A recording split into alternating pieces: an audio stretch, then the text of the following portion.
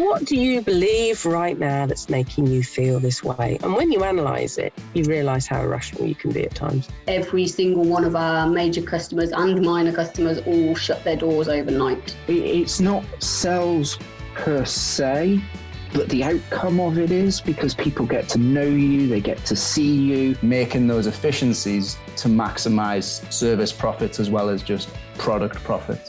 When you lose the enthusiasm, that's the point to move on. Scaling up a business isn't easy. If it were, we wouldn't have less than 4% of businesses scaling beyond 10 employees or around £1 million turnover level, and less than 1% beyond 50 employees. But the contribution that we make as owner-managers to our economies is immense and should never be underestimated, yet it can be a tough gig for all of us at times. And only other business owners truly understand the challenges that we face. And through ScaleUp Radio, we aim to help make things a little easier.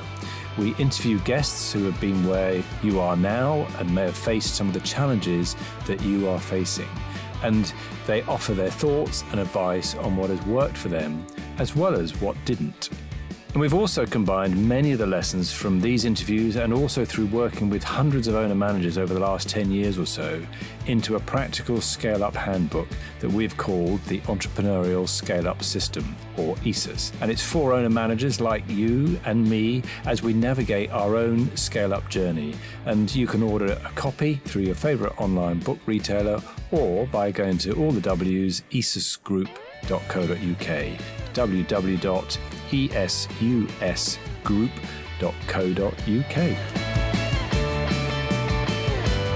Hello, I'm Granger Forson. You can find me at www.bizsmart-gloucestershire.co.uk or find me on LinkedIn. This time on ScaleUp Radio, I speak with Dan Ashendorf, the owner of Jungle Juice. Jungle Juice is a company that has a software platform that allows its members to find, purchase and sell products through Amazon. They've been going for a number of years and have 7 staff and over 70 members. What is great to hear in Dan's story is how he went from redundancy and just selling a few products on Amazon to within 3 years supporting the family through the business. As always, we cover a lot of ground, including use your existing infrastructure to leverage and scale from, diversify into different markets that use your existing knowledge, and keep a tight rein on expenses and treat successful times just the same as difficult times.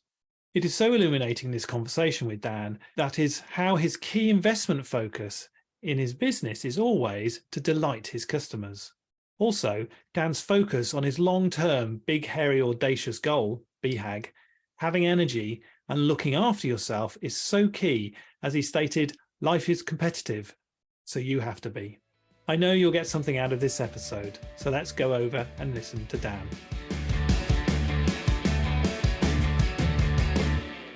Hello, Dan Ashendorf, and welcome to ScaleUp Radio. Please introduce yourself and your business to us. Hi, Granger. Thank you very much. Great to be here. I'm Dan Ashendorf. I'm from Watford, and my business name is Jungle Juice. And what we do is we have a software that finds super trending, highly trending products online before the rest of the world discovers them. And then what we do is we've built a whole e-commerce system around getting to these products first and then listing them on our members' Amazon stores. So we generate income for our members within a couple of weeks. Wow, that's an exciting use of technology. So take us through a little bit more in terms of your business model. So you talk about finding products, e-commerce, members, Amazon stores. Take us through your business model. Okay, so the software itself, which is kind of like the beating heart of this business, it works on AI technology. What it does is it listens out to conversations online. It sort of identifies certain sort of impressions. So if you get products that are getting hits or impressions or views, we'd look at them closer. So they'll trigger an alert, and then what we'll do is we will see if that product is actually being sold on Amazon, which is the largest marketplace in the world. And then we have a special algorithm that checks to see if that product, how much sales it's actually generating which is not publicly available information. So imagine this mouse here, let's say it was a super trending mouse with a couple of special features, and they do exist, by the way. You do get some these sort of mice with special features, and they are trending. So imagine that this sort of thing was spoken about on TikTok, and you get people, sort of showing it off and doing videos about it and so on and so forth. So we'll identify that product, and then we'll see if that specific mouse is actually selling on Amazon. And if it is, we'll make that connection, and then we'll go a step further and see how much money that mouse has generated on Amazon in the last 30 days. And that works across all the English-speaking Amazon marketplaces, because our algorithm is language-based. So it works in the US, Australia, Canada, UK, and so on, which actually fits rather nicely because the business model that we use, which is called FBA, I'll talk about that in a minute, but that exists in all of these countries as well. So in effect, we, despite the fact that this is based on selling physical products, it doesn't really matter where you are, where you're based. This business works from anywhere. So that's the kind of one of the strengths of it.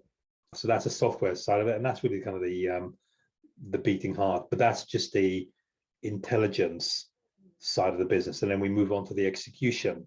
So once we've identified a product, we do something which is called group purchase. So all of my members are buying through our guidance, so therefore we have a very substantial purchasing power in the marketplace, and that allows us to negotiate really competitive deals for these products. So say the mouse, we want to be making money from that knowledge. So let's say that's making £10,000 in the last 30 days on this one listing. So we'll come up with a white label version of that mouse, and we'll get it through our group purchasing deal for very low costs. So we'll be able to undercut the top seller by a large substantial. We'll create a white label version of that mouse, we'll list it for our members, and then what would happen is they'll download an app which is called the Amazon Seller app from the App Store, and they'll just start seeing these mice.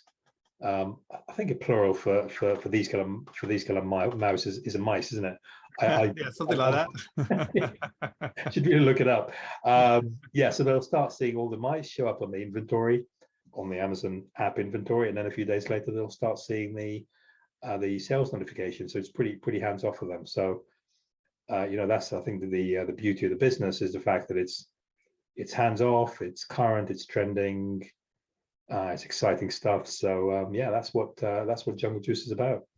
Wow, that's exciting. So how big are you? Give us an indication in terms of your size. We have about 70 members at the moment. So yeah, 70 members. It's growing at an average rate of 10 to 20 a month. Yeah, so that's the size of it. I mean, that's just the Jungle Juice. I mean, obviously, well, I say obviously, I'm actually practicing what I'm preaching. So I come from I've been in this game for years, doing this sort of thing myself as a seller. So I've got multiple stores, and I've been doing that for a long time. So that's actually a lot bigger than that part of the business where we sell things. Is a lot more substantial than the software business, but I think it's catching up, which is good. Yeah. And in terms of, so you've got both a technology platform and a selling business as well. So your selling business, how do you have employees in that? How many people do you? Yeah, so we have about 7 employees in total. The other business is turning over about 300K. And again, that's growing. The Jungle Juice is sort of nearing about 100K. So that's the two of them together. So that's about 400 at the moment, sort of going up to about 500K. The selling business was actually took a bit of a contraction after COVID because there was a few headwinds with that one. The costs of importation have really shot up during COVID, so we had to retrench. Actually, a lot of our competitors have gone bust, but we didn't, because we keep an eye on the bottom line, and we never sort of went crazy with huge amounts of overheads and staff and premises. So that really put us in a good position. Actually, the start of the pandemic, we were flying because it was such a shock to the system that everyone was just purchasing online, and Amazon was really just making huge amounts of money. And then the bottlenecks started to kind of appear on the scene, and then costs have started to shoot up, and that's something that we're still seeing today. I mean, this recurring inflation, I mean, that started from the pandemic, and so all of that was going on. So it's been a bit of a journey, but you kind of expect that in a business, and that's why I love having a software business, because it really allows you to diversify from just doing to also teaching. And that's something I'd recommend for anyone, is to diversify. If you can have sort of different strands of the same business, I think that's a really powerful proposition. I think that's one of the keys to longevity and profitability. I would totally agree with that, and if you can turn what you know into different ways of making it work, then actually you're still using the same knowledge base, but using it in different ways to attract new clients. So just going back to Jungle Juice then, in terms of members, so what do you mean by members, and how do they get involved with you? Yeah, so members is really just another word for customers, but I see them as members. I think the word customers just kind of denotes slightly kind of transactional kind of relationships, and I like to see them as more almost like friends, or I don't want to get I don't want to get kind of too soppy about it, but I do a lot of work with BNI. There's a lot of sort of accountability there, a lot of word of mouth, so I just call them members. It's more of a semantic sort of thing. So they're clients, and what happens is they subscribe to the service, they get access to the software. We have a done for you service where we literally find them the products. We give them WhatsApp support with a project manager and an account manager for the entire process of finding the products, importing them into the country, doing the listing, everything else, and then advising them as well. So things like price fluctuations, or despite the fact that this is reasonably passive, you're always going to have a few little niggles, like first of all, you need to keep a finger on the pulse with regards to the price, because Amazon is a very dynamic marketplace. So you might have a competitor show up, or you might have a competitor disappear, in which case you can increase your prices. So you need to do that, and then you have things like different sort of regulations might pop up, or HMRC might ask for something, or this, that, and the other. So they just get an ongoing support from us, but ultimately we do the work.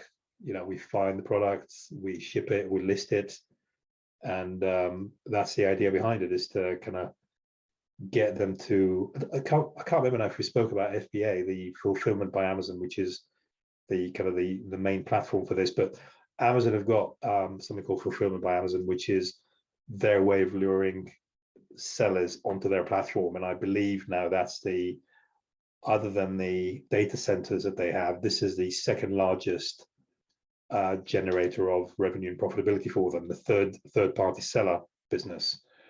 So they're trying to lure people in. So what happens is when you make a sale, they get a commission.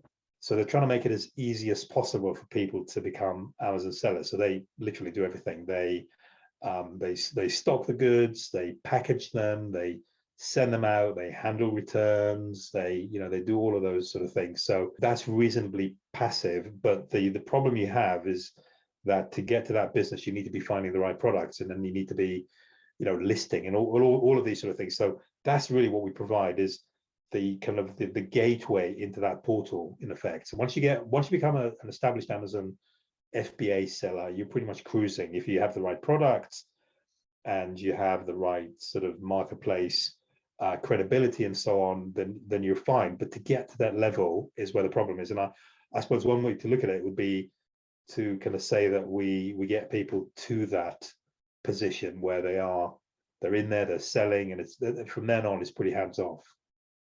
And typically a member, in terms of, so they are investing their money, are they, what sort of what is their commitment in terms of activity with you? Yeah, so their commitment is a very small, marginal initial investment in stock. The reason we do that is we apply something called drop shipping, which is essentially not holding a lot of stock, which is what the FBA model I was just mentioning. I mean, that's what it does. However, the original model for drop shipping is all about having no stock at all. So just making the sale and then the manufacturer sends out the goods. The problem you have with that is that if you were to have, say, suppliers from the UK, you wouldn't have any pricing advantage. So you'd have 50 to 100 other people doing the same products as you. And you know, there are large retailers like the Pound store. They got this thing where, you know, they kind of work with drop shippers and all sorts of other outlets, but everyone knows about them, and you have no advantage at all. No product advantage, you know, pricing advantage. So why do it?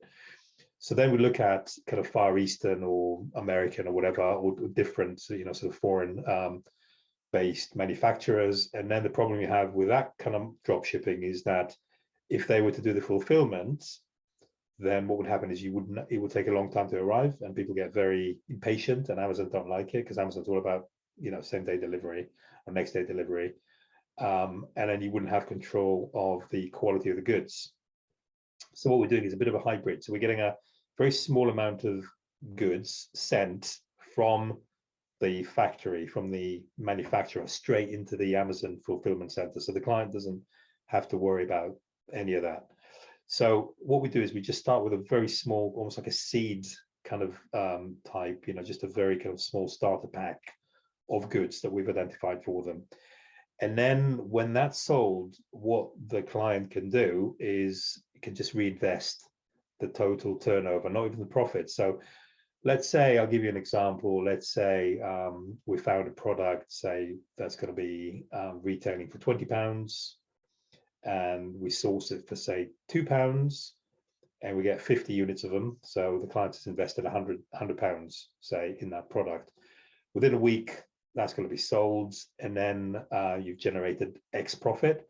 However, what you've also generated is 50 times, if that retails for 20, 50 times 20 is £1,000 in your Amazon kit bag. Now, it doesn't quite work like that because Amazon deduct their fees. So what you'd have is 700, because it works at about 30%. You'll have 700 sitting there in your cash account. So now you can go ahead and buy 350 units. You've started with 50 a week ago. Now you've got enough money in your Amazon wallet to be buying 350. So you 7x your inventory. All right. Yep. So it's a really good way to grow the business pretty rapidly, just with that little bit of seeding inventory that sits there on your Amazon dashboard. And then we help with all of this. I mean, you know, once the initial order has been sold out, we just arrange for more stock to be sent out, and we kind of automate the entire process. So that's good. Really, really fascinating in terms of an understanding of what you do and how you help your clients. So what makes you different then? I mean, are there other businesses like you that help members, including you must be using the same technology in your own buying and selling? And so, you know, what makes you different? I'm not sure if there's anyone doing the same thing. There are companies that offer similar sort of technology with regards to this kind of spying on, you know, this kind of social media and so on. And there are other companies, I'm sure, that help with importation and so on. But I don't think there's anyone that does everything. So you get software companies, you get sourcing companies, but there's no one that does everything. So it's a combination of software, clever sourcing, and a done-for-you service. So you have three components, which is quite a unique thing. I mean, we're still of the size that we can do it. I think if we had 50,000 members, we would struggle, you know, and that's in terms of a scaling up kind of podcast. That's something we should really consider, because we don't have, you know, that's kind of one of the things that I'm kind of thinking of is how do we scale up, because there's challenges with regards to technology, but also mainly with regards to the done for you element, which is rather sort of time and sort of manpower laborious. So, you know, a few things, which is maybe no one else is doing a similar thing, because they're kind of thinking, you know, that's just going to be a lot of work or whatever, whichever headwinds they're thinking about. Maybe that's why. Brilliant. Yes. Yeah, definitely. And, thinking about scaling up is a very specific question. And interesting, you talk about the whole end to end. It sort of I reflect then on IKEA, and IKEA got to the size it is because it does its complete end to end. It designs, it manufactures, it even does its own logistics to some degree. It has its own stores, it has its own logistics functions. It does the whole end to end in terms of doing things. So yeah, very interesting in terms of your business model on that account. So in terms of the members, who's your sort of ideal member, should we say? Normally we say clients, but who's your sort of ideal? It's at the moment, and I can tell you the typical kind of avatar is anyone who wants to make more money, has been seeing some of these very kind of attractive YouTube videos about making a lot of money on drop shipping and such like, but thought, that just seems too good to be true. And then someone, sort of local from the UK, who's got a genuine business, family-run business, sort of, suddenly is introduced to them, and they think, oh, this is genuine. Actually, I can make a go of this. So that's the sort of clientele that we usually work with. But we also, about 30% of our business comes from other businesses. So let me give you an example. The other day we signed up a Windows manufacturer, and so they have this kind of Windows factory somewhere in East London somewhere, and they're sort of running to capacity, and they're thinking, how can we scale? How can we make more money? So I suppose looking at it now, I'm thinking we're almost like an engine of like a scaling engine, because what we do takes no time. Most people think of a plumber, think of an electrician. For them to scale, they either need to hire people or they need to work longer hours. But we allow them to scale their business without any of the above, just by having more products and having another sales channel, which they didn't have before. So that's what we're doing with businesses, is just allowing them to scale through the power of e-commerce. So that, which is 24/7, just selling. There's no limit to it, really. In as much as, the more products you have, the more sales you make.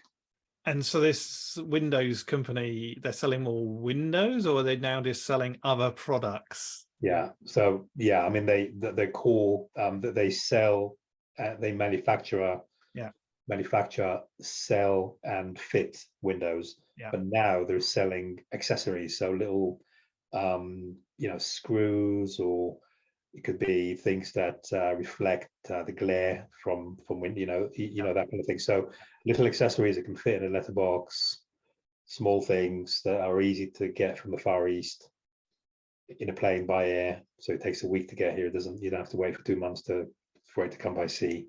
Yeah. So these kind of things, it's just an alternative revenue stream for them that they didn't have before. And we do that with other professions, as I said, the kind of the plumbers, the electricians, but that isn't really that's about a third of what we do, but the majority still comes from just people like you and me who want to make more money. They don't have a huge amount of time, and they just want what's good for them and their families. Excellent. So let's just go back in terms of, so we understand the business model. Tell me about where did this come from? What got you started? Let's go back to that moment of, oh, I can do this, or we can do something like this. Yeah, no, I was made redundant a few years ago, and I was looking for something to do. So that's how we got onto Amazon, and we started with a small order of guitar tuners, which were like $1.13 each, and we ordered 100 of them, and it was just flying out the door. So we thought that's a good thing to do, and then we kept reinvesting the profits, which is what we're teaching other people to do. And then gradually we've just grown the store to become a lot bigger, big enough of the size that it could actually sustain our family. So I didn't have to worry about getting back to work or finding another job, which was I was in that stage in my life where I was looking to not be employed anymore. Yeah. And then how long period was that? That was about 3 years ago, 3 to 4 years ago. Okay. And then I thought, then why wouldn't I teach other people to do what I do? Because I was always into this kind of tuition and kind of marketing. I mean, that's what I was doing in my day job. Back in the day, I was a marketer. I was in sales and marketing. So I thought that could be a nice little add-on to my main business. I'm just going to teach people how to do what I do, and I know what the challenges are. So it started off with just creating courses, and then it kind of moved on to software. And then when I joined BNI about a year ago, it became this kind of done for you business, because people, if you give people the user ID and the password for the software, they just didn't really know what to do with it. They'll find some products and they'll think, what do we do now? So we thought, okay, we'll just do it for you then. We'll go out and just do the business for you, in effect, which I think is quite a common. I mean, if you think about it, this kind of done for you, I think is a, you get done for you funnels, you get done for you, different things. It's not the leading way of doing business, but it's a pretty common way of doing business. And I certainly think it takes away some of the anxiety that people have before they enter a new business. So I think it's a clever way to do it. If you've got the manpower, you've got the knowledge to do it, I'd recommend doing it. If anyone's watching this and thinking about getting into business, done for you is always going to be a winner. So that's where that comes from, and it's going really well. Often we talk about trying to build stable incomes rather than one-off payments and chasing the next one-off payment activities. If you can build a stable income through a recurring revenue model, that's a really important aspect of being able to scale and grow a business. And one of those is make my life simple, one of those business models. So done for you is exactly what that is. It's a recognized term in terms of doing that, because lots of people do want their lives to be made simple, and if you can help them do that, then they'll be willing to pay for that. So that's a very good successful business model that allows you to grow and to scale from. So okay, so you set out to build a business because you were made redundant. You were selling through Amazon. You reinvested over a number of years to get to that sustainable point where it sustains your family. I mean, that's brilliant. Within 3 years, that's awesome. You've then, through meeting people, have developed a business model where you're doing it for them, and you've built the software package. So, give me some thoughts. What's gone right? What's gone wrong? What have you learned so far on your journey? I don't think, touch wood, I don't want to jinx it. I don't think anything's gone particularly wrong. Good. But growth is a challenge. We're looking to grow into the US. I'm getting some clients from there. It's a bit of it's a big old territory. They have their own kind of laws and regulations and liabilities and risks. Very, very different to here, much more litigious. So these are all things that are going in my head. I mean, so far it's good. It's always a risk, when you grow. Are you going to be compromising the customer service that you're giving people? Because when I take someone on, I take them on. It's almost like a personal friend. I just feel personally responsible to that person. And again, within some referral groups, oftentimes you find that, you sort of see them often, and it's not like one of those things where you just sell them something and then you just don't see them again. It's not obscure, it's so there's always that kind of balance between growth and giving a really good service. Good service for me isn't just about being polite or whatever, it's about results. So and the more products you need to find for people, the more the service is sort of chugging away the background. So all of this is it's just strain and stress on the system. The more project management you're going to have to do, the more importation and things coming through. So I think that's a challenge. In terms of what's good, I think we're of the size that we can be quite agile. So for example, at the moment, we're not just Amazon. We've started offering TikTok stores, because you can actually sell straight from TikTok, and that's the latest and the greatest at the moment. So we've made a sort of a quick shift. And we're building stores for people. We're creating viral videos, again, using that done for you model, because I just know that unless I do it, people aren't going to do it. Yeah. So, so I can sort of move. I can move pretty quickly with this. I don't know if it's just my temperament, where I'm kind of a little bit impatient, and I hire quickly and I also fire quickly. I'm always kind of on the lookout to get things automated, processed. Yes, it's a whole range of answers, really. You mentioned there in terms of hiring fast, leaving fast. In terms of, so how do you go about finding the right people? Because you talked about you've got seven members in your business. How do you find the right people, and what's been successful and what hasn't been? Yeah, it's an interesting one. Yeah, I mean, we do have a sort of a profile of a person that seems to. We find that look generally. We've hired in the past who was sort of could be like mums, for example, looking for kind of a second income, and they're not they just need the work, so they stick around with us. So loyalty, I think, is really important for me. So that's kind of what I look for, because by the time I've trained someone, I've given away all my trading secrets and everything. I don't want someone to leave and then go to the competition. So that's to me possibly one of the more important things. So I'll compromise sometimes even on the talents to find someone loyal who's going to be sticking with us. So longevity is extremely important for me. I run this business with my wife, so we're co-directors, and it's good because it gives us that kind of perspective. We can just discuss things over, and we can use both our networks. I mean, mine is the referrals, her is kind of the social and such like to hire. I mean, we've managed to get a few employees from that kind of demographic that I've just mentioned due to my wife's connections. But it's 7, plus we have quite a few freelancers as well. So, I mean, when it comes time for the software, I haven't written all the code myself, so we need to be hiring. And for that, it's an entirely different sort of kettle of fish. It's you just look on talent and costs and deliverables and trust and all of them sort of things. And do you have your own in-house coders, or do you outsource all of that? It's outsourced, but I mean, I've been using 2 companies now for a long time. Very different. One of them is from Ukraine, funnily enough, but I don't think there's anyone actually in Ukraine. But they started off as a Ukrainian company, and the other chap's from Bangladesh, and we just kind of work well together as we just kind of have some good synergies. So.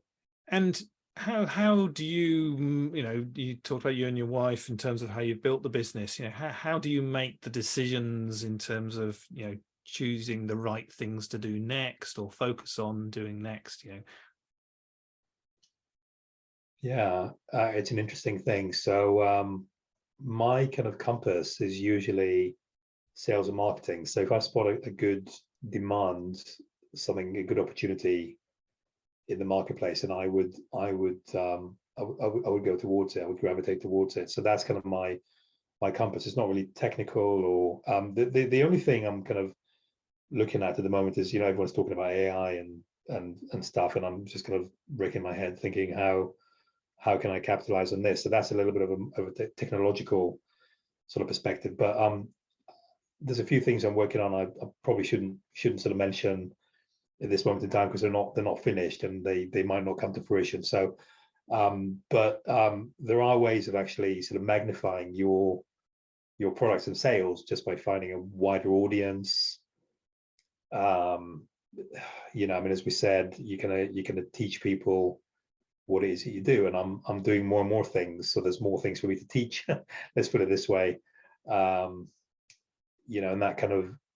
The other thing I've always done is I've always used the same infrastructure to grow more businesses. So that kind of allowed me to have economies of scale. So, for example, the sourcing and the software and everything else I've already had before I opened it to the public. So that just gives me, I don't need to be hiring aggressively because I've already got the backbone to be doing that. So I've already got the assets. All I'm doing is I'm just sweating them a bit more. So that's kind of a business model that I seem to be taking. I think that's prudent rather than it's low risk. It's cash generative. It's just ticking all the boxes.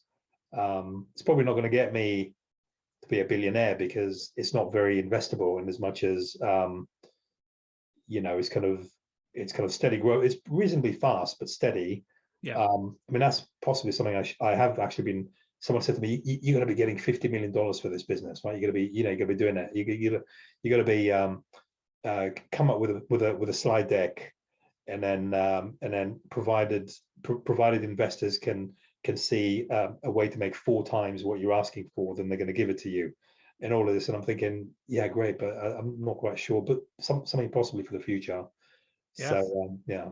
Yeah, but the difference will come with that is then the demands on your business that they will want from you.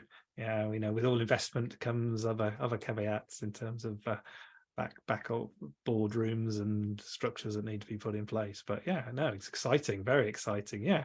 So cash, you've talked about it, cash for investment. How do you keep on top of cash? Because cash is king in any business.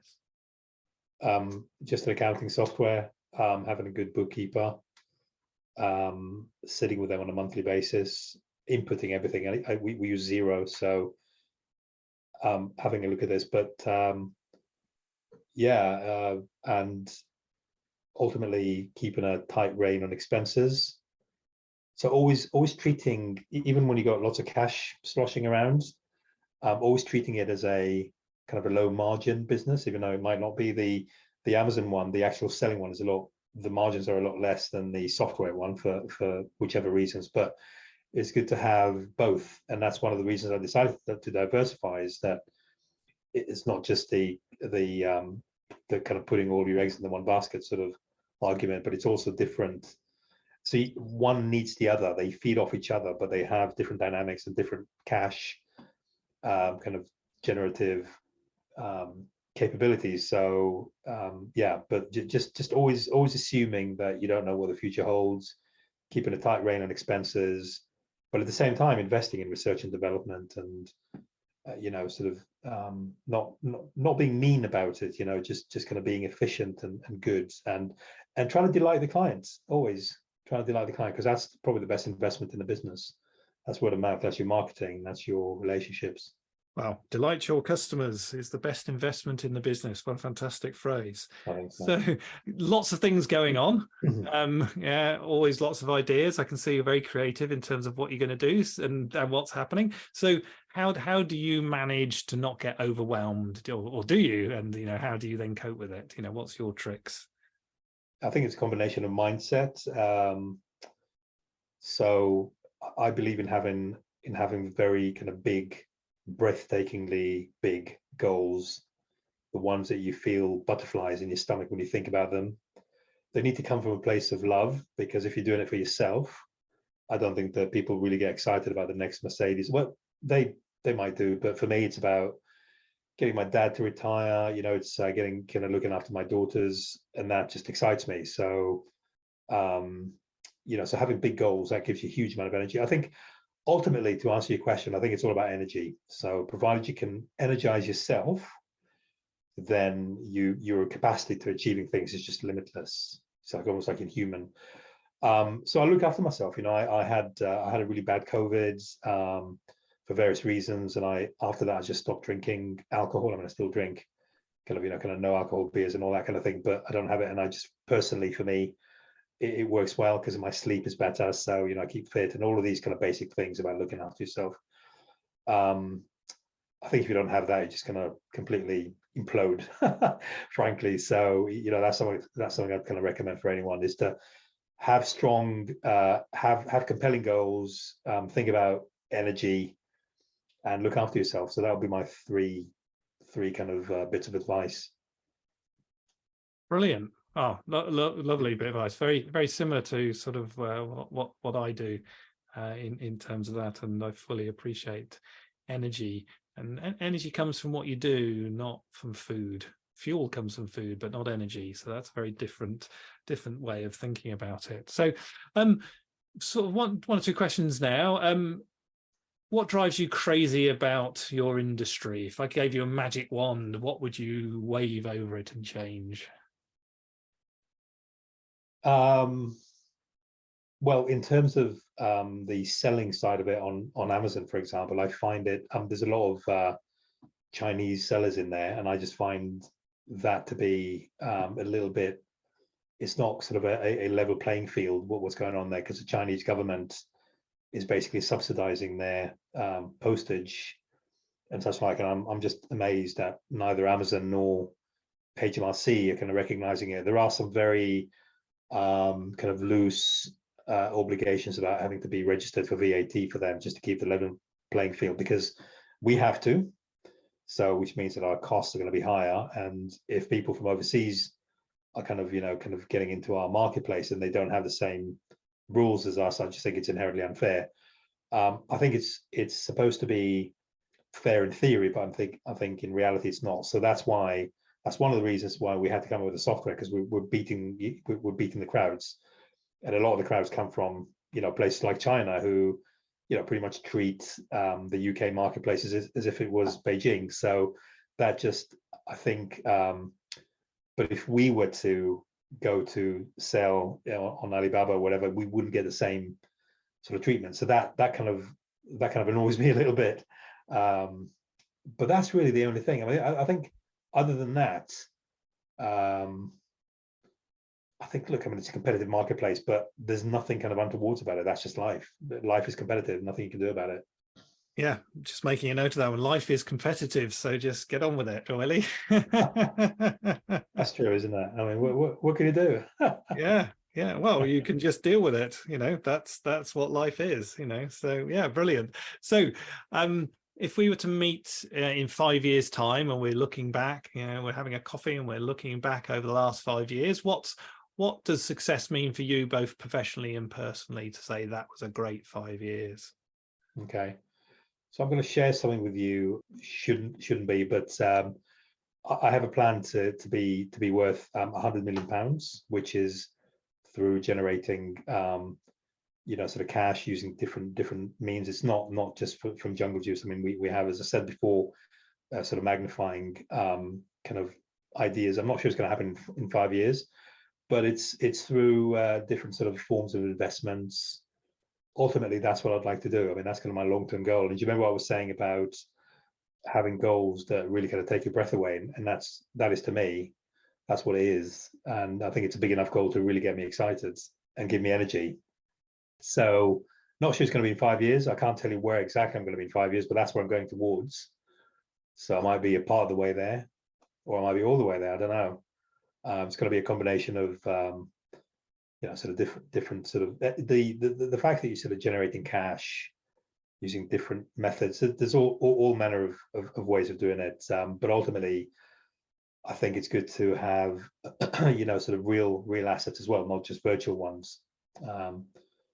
And there's lots of supply and demand sort of arbitrage opportunities in the world at the moment with changing technologies. I mean, look at one example is EV batteries. There's a shortage of the right sort of metals, so you get sort of places where you can get those sort of metals for a cost and then sell it for a profit, or doing the world is changing from a climate perspective. So there's that's a huge industry as well. So there's a lot of these sort of arbitrage opportunities that kind of allow one to make money, and obviously technological developments as well, like AI. I haven't quite figured that one out yet. With the other ones I've got more of a handle on. But I think referrals, working in a, without sort of mentioning any names, working in a large kind of referral organization is really good for sort of cross-fertilization of ideas, making contacts. It's all about contacts and kind of who you know, as well as creativity. It's not just about, we're not an island. So it's about getting the right relationships and working towards it. Well, Dan, thank you for an amazing conversation. Going from redundancy to now having an image of where you want to get to being a value of £100 million. What a fantastic direction, and how you've then taken your knowledge and your skill through experimenting, selling through Amazon to build a Amazon selling business and finding products to sell. How you've then used that software to leverage then that capability to allow other people to sell, use your technology and to sell through Amazon, and therefore you've grown your business through the element of that. Your real passion to really think about how to help people succeed and achieve, is really fantastic in terms of doing that. And I love your talk about, using the economies of scale of your existing infrastructure in terms of doing that. Investing for the future is really important and playing with that, but still keeping a real tight control on cash and realizing, you know, the good times are not there just for spending, they're actually for investing for the difficult times in terms of doing that. And that real, I would love to, in terms of, you know, to build a business, you delight your customers, because actually that's the best investment you can do. I thought that was a fantastic statement. And that real focus on looking after yourself and the mindset in terms of, you know, having goals that really inspire you, looking after your energy and looking after yourself in terms of doing things. So it's been a fantastic conversation, amazing in terms of that. So we always finish off with a quick fire round, if I may. So just a few questions. Ready to go? If you could go back to younger you, what advice would you give yourself? Don't play it safe. I'm sort of like, I'm in my early 50s, and I wish I was in this position 20 years ago. I just played it safe. I was working for someone else because I had bills to pay in a young family, and that's all good and well. So I was a good dad, and that's great, and a good husband, that's great. But I regret it now. I wish I would have done this in my 20s. Brilliant. Which books would you recommend? I'm reading Grant Cardone, The 10X Rule at the moment. The guy's completely hyper. We spoke about energy. I mean, you cannot help but be ultra energized when you read his books. So, you know, if you want kind of this kind of big brash American dude from Texas giving you lots of energy, he's the one. And do you listen to podcasts? If you do, what would you recommend? I listen to Russell Brunson's podcast, which is the marketing. Forgot what the full name of it, but he's amazing. I love him, and I love Gary Vaynerchuk. So I listen to both their podcasts. I find them inspiring, and really good value for time. Brilliant. Then onto your mobile phone. So what apps make the most difference for you? WhatsApp. So it's all about messaging, but Economist. So I listen to that.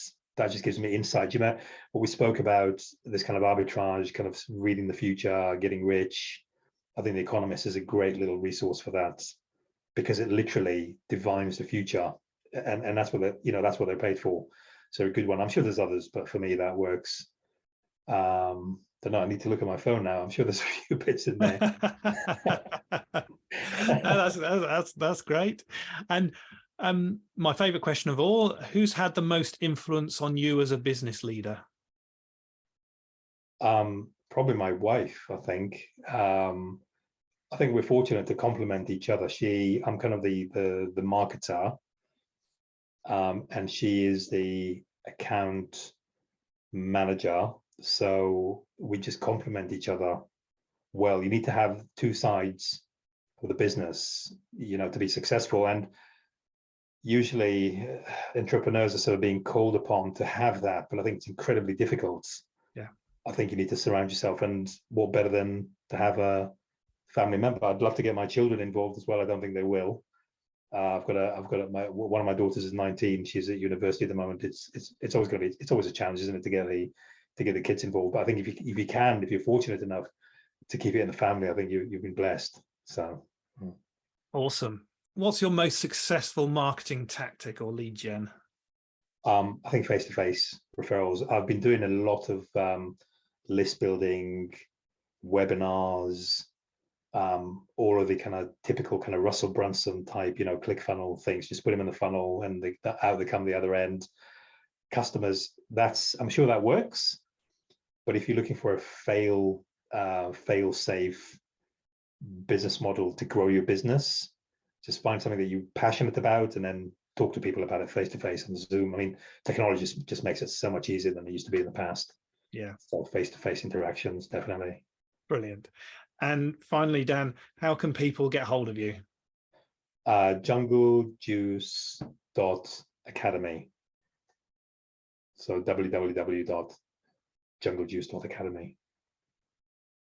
Brilliant. Well, Dan, thank you so much for this great conversation today. It's been a fantastic journey from, as I say, from an idea into a product, but also just the passion and the focus that you bring through the conversation has been brilliant. Thank you so much for that. Thanks, Granger. It's been really enjoyable. I just love talking about business, and you've kind of really made me think about things I haven't thought about in a long time. So thank you also. I hope you enjoyed that discussion, and if you're building and scaling your own business, you might well be interested in our book, The Entrepreneurial Scale-Up System. And it's exactly what it says on the tin. It's a practical handbook around scaling a business in a structured way. And you can order a copy on all your favorite online retailers, including an audio version, or you can find it and other supporting resources on our website, www.esusgroup.co.uk. That's esusgroup.co.uk, which is esusgroup.co.uk.